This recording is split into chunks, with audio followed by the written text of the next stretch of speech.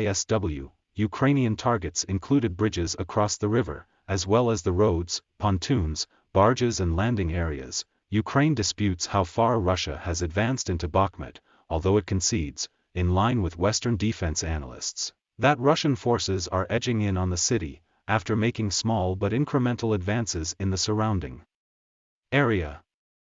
Still, Kyiv is vowing to fight on for now, with Ukraine's President Zelensky stating last week that nobody will give away Bakhmut, we will fight for as long as we can. We consider Bakhmut our fortress. Russia is meanwhile throwing all the manpower and artillery it can muster at Bakhmut, as it looks to present a victory to the Russian public ahead of the first anniversary of the Moscow-styled special military operation on February 8.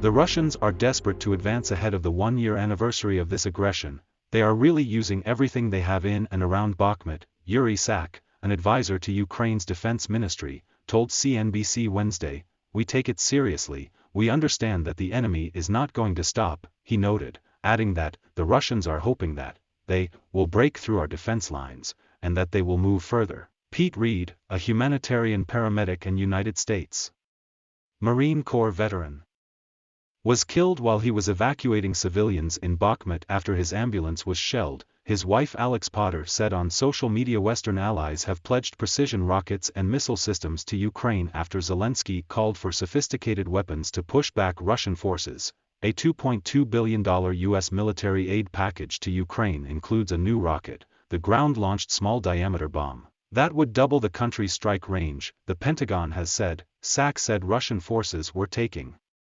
staggering losses in the process, as they deploy newly mobilized and inexperienced soldiers, many of whom were called up in the partial mobilization announced by Russian President Vladimir Putin last September, into the fighting around Bakhmut.